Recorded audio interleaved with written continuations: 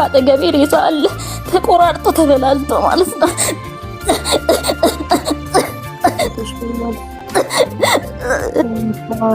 ለረጅም ዓመት እህታችን በዱባይ ስትሰራና ስትለፋ የነበረች እህቴ ዛሬ የጤና እክል አጋጥሟት ታማ ወርቃለች። አሰላሙ አለይኩም ወራህመቱላሂ ወበረካቱ። ሰላም ቤተሰቦቼ እንዴት ናችሁልኝ?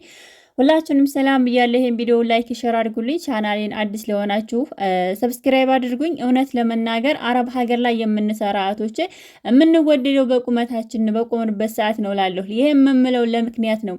በመጀመሪያ እህቴ አረብ ሀገር ላይ በጣም ረጅም ዓመት ስትሰራ ቤተሰቦቿን ስትረዳ እኔ ወርቃለሁ ሳትል ዛሬ ራሷ ወርቃለች። በጣም ታሳዝናለች። እህታችን የገጠማት የልብ ኬዝ ነው።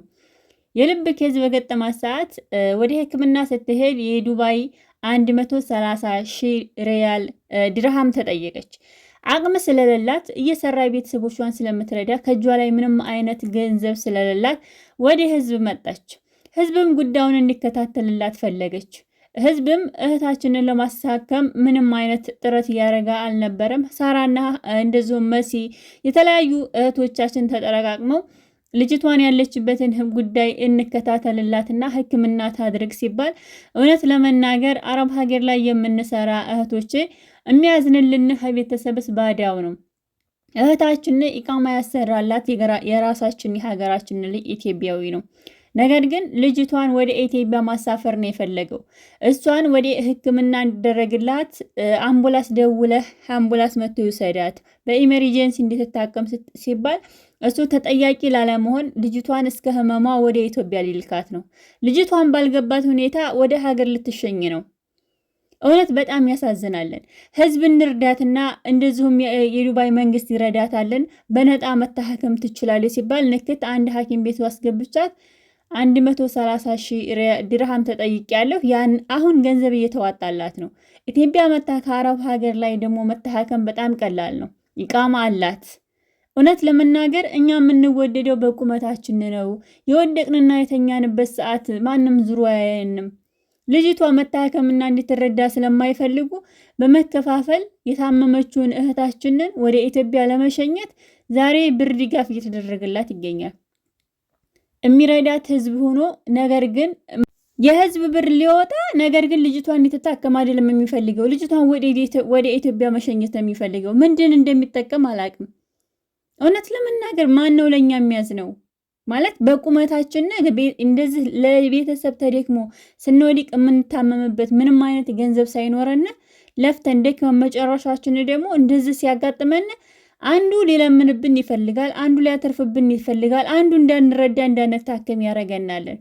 ምን ችግር አለው? ልጅቷ ታክማ ወደ ሀገሯ ብትገባ መንግስት የሚያሳክማ ከሆነ እነ መሲ እነ ሳሪ ብዙ ልጆች ገብተው ለአምቡላንስ ደውልና አምቡላንስ መጥቶ ልጅቷን ወደ ሕክምና እንዲወስዳት ጥረት ይደረግ ሲባል ኖ ብር ተዋጥቶ ኢትዮጵያ መሄድ አለባት። ኢትዮጵያ ትታከም። ኢትዮጵያ ምንም አይነት እኮ የሕክምና ጥራት የለም።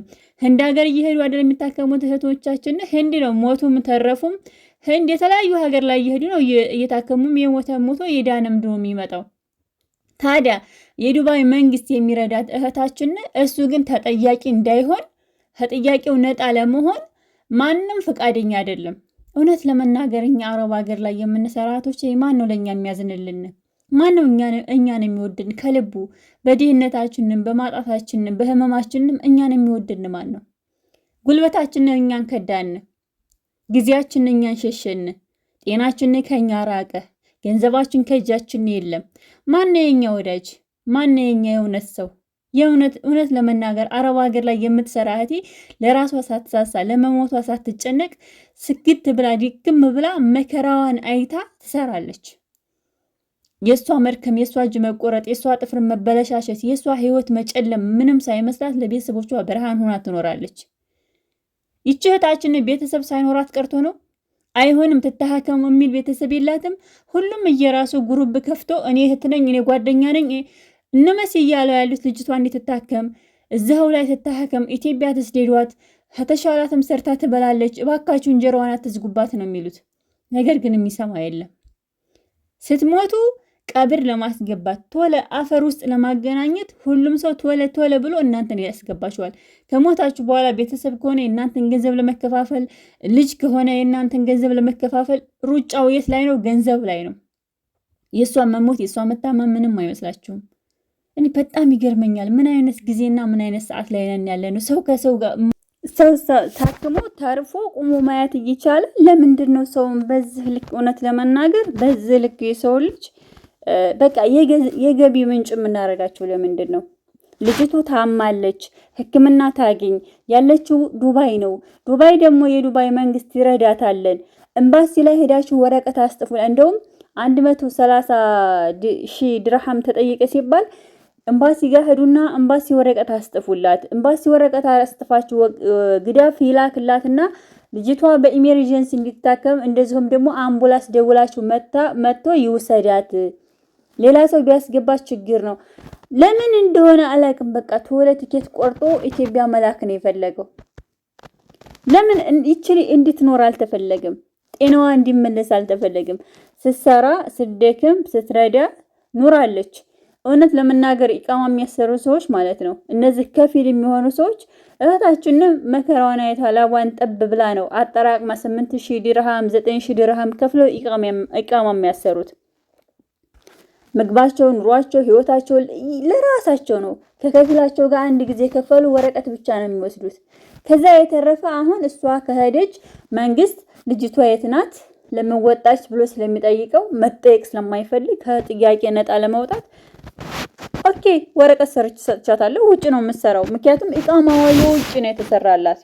የቤት ውስጥ ቢሆን ያስቀጣዋለን፣ ግን የውጭ እስከሆነ ድረስ ኢቃማዋን የሰራላት ለምን ወጣች እንኳን ብሎ ቢጠየቅ የሰጠ የዱባይ መንግስት ነው ፍቃድ ሰራተኛ እንዲያመጣ፣ ሰራተኛ እንዲያስገባ፣ ሰራተኛ እንዲከነስል፣ ሰራተኛ እንዲያመጣ ያደረገው የዱባይ መንግስት ነው የፈቀደለት አይደለ? በፍቃዱ መሰረት እስከሆነ ድረስ ያሰሩት። ለምንድን ነው ታዲያ እህቶቻችን እንደዚህ ህመም ውስጥ ሲወሩ ቶሎ ቲኬት ተቆርጦ ኢትዮጵያ የሚጣሉት? ማለት በሚሰሩበት ሰዓትና ገንዘብ በሚሰጡበት ሰዓት ተፈላጊ ናቸው። ኢቃማ እንዳሰሩ በእነሱ ስም ትንሹም ትልቁም ከፊል ሆኖ ያሰራለን። እሺ አሰሩ። ነገር ግን እንደዚህ ዜጋ እናንተ ተከፍላችሁ ግማሹ ልጅቷ ትትረፍ ግማሹ ገንዘብ ይሰብሰብ። ለምንድን ነው ከገንዘብ ጋር የማታጣሩት የምትገናኙት? ለምንድን ነው ጤናዋን የማታጣሩት? ለምን ሐኪም አትቀያይሩላትም? ትችላለች እኮ ተብሏል። እንደውም ባለፈው ሳውዲ አረቢያ ምን አይነት መግለጫ ነው የወጣው? ማንኛውም ዜጋ ህገወጥ እንኳን ቢሆን ሕክምና የማግኘት ግዴታ አለበት ተብሎ መግለጫ ወጥቷል። ለምንድን ነው ታዲያ ኢቃማ ያላት ልጅ በዱባይ ምድር ህጋዊ ሆና እየሰራች ወረቀት እያላት ሕክምና እንዳታገኝ የሚደረገው? ለምን ማለት እንርዳት እናስታክማት ባሉ ኖ መሆን ያለባት ቀጥ ብሎ ኢትዮጵያ። ትላንትና አንድ ቪዲዮ ሰምታችኋለን። አንድ እህታችን እንደዚህው ህይወቷ አልፎ ውስጧ ኩላሊቷ ምናምን ነገር ወጥቷልና ተመርመር ህዝብ ሲል ወንድሞቿ ኖ ነው ያሉት። እዚህም ደግሞ ከፊል የተባለው ሰውዬ ኖ ኢትዮጵያ መሄድ አለባት። ሰውን እንድተርፍ ከፈለገ እሱ ገንዘብ ተጠይቋል። ይሄው 130,000 ድርሃም ይሰብሰብ። ኖ አንፈልግም፣ ገንዘብ አንሰጥም። መጀመሪያ የልጅቷን ሕክምና በትክክል እንወቀው። አምቡላንስ ጠራና አምቡላንስ ይወሰዳት፣ አምቡላንስ ያስገባት። ጭራሽ ፍቃደኛ አይደለም። እና በቁመታችን ሰው ይወደናለን፣ በቁመታችን ሰው ያተርፍብናል፣ ይነግድብናል፣ ደላላው ይሸጠናለን። በቃ በየትኛውም በኩል ተሽጠን እንበላል። ስንወዲህ ግን ማንም ፈላጊ የለንም፣ ማንም አይፈልገንም። አላህ ይጠብቀን። እውነት ለመናገር በጣም ነው ያዘንኩት። በዚህ ልክ የሰው ልጅ እንደዚህ ማሳቀቅ አስፈላጊ አይደለም። አሰላሙ አለይኩም ወራህመቱላሂ ወበረካቱ። መልካም ማዳር